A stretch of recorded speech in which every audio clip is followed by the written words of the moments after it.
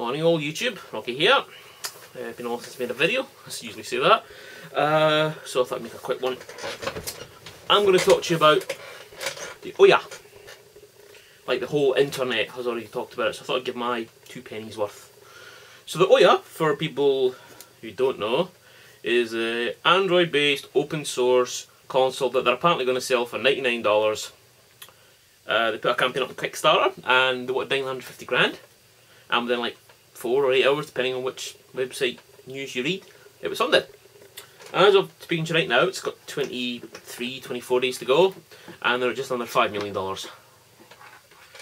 So now, before the whole internet goes at me, because this is a very polarising issue from what I've read, I've done some research, I've listened to some viewpoints, I've read some articles, so here's my 2 pence. Okay, first of all, the whole, is OUYA really in the spirit of Kickstarter? Now, for some people who don't get that, Kickstarter from the whole thing is, okay, we need X money to make this, otherwise it's not going to happen. Like Brian Fargo in his game. You know, if he didn't make that money, it wasn't going to happen. OUYA only wanted 950 grand, but they already had 4.0 million in backers. The 950 was probably just to show backers that they could make money, and they wanted more money. Because you don't develop a console for $950,000. You just don't. So, it's, you know, it wasn't really a life or death whether they made it or not. I think OUYA was coming out. So, to be honest,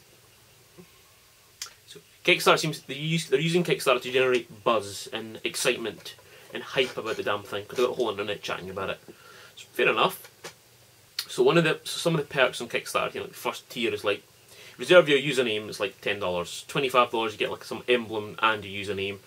The one that's now sold out was the $95 where you got the console and a controller by March 2013.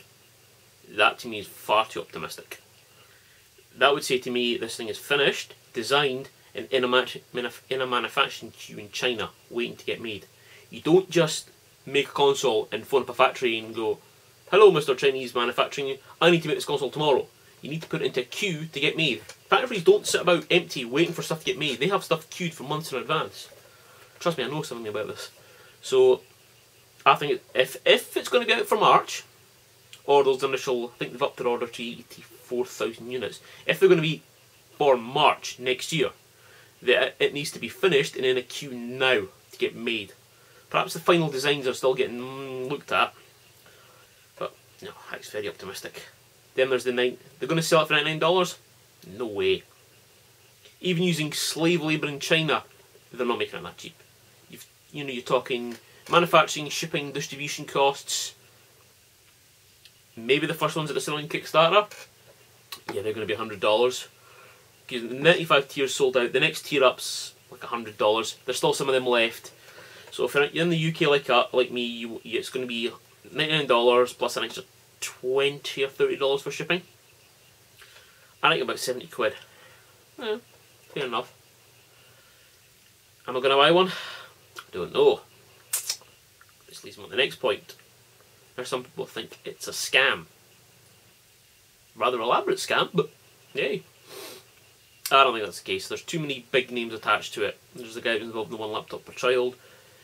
Lord Brian Bloody Fargo has put a video in it. Thought it interesting. He's talking about how it's going to be great. Will his fucking game be on it?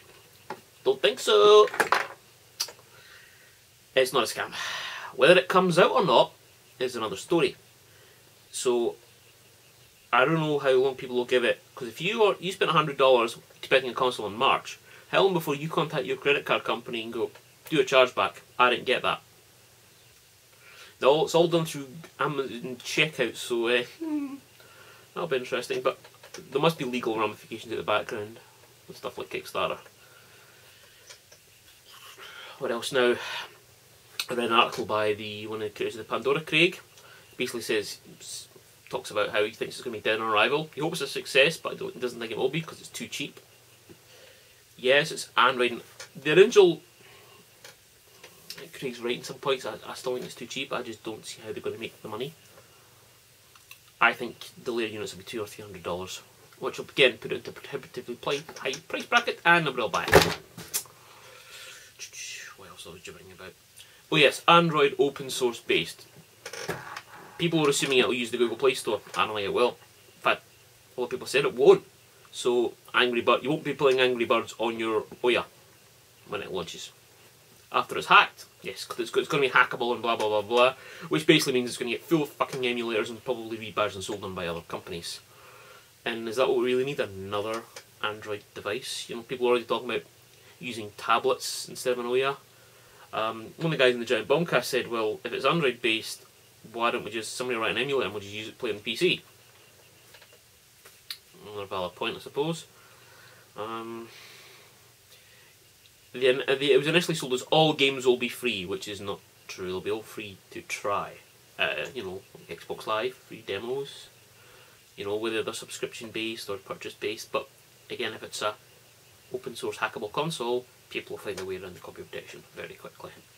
So, and I mean, there's not really any games confirmed for it yet. Nobody's sure what the fuck's going on with it. Well, obviously it's just new in the thing, so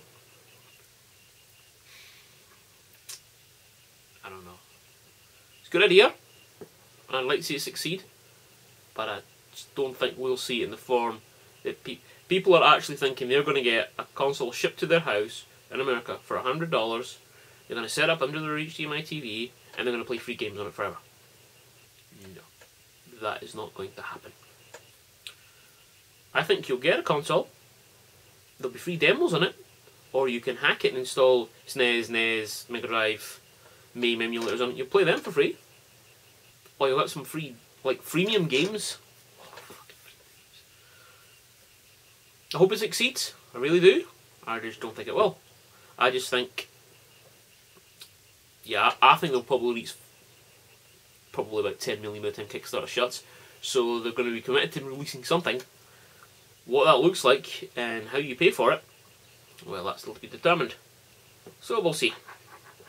But that's my rambling about the OUYA. See you in the next video.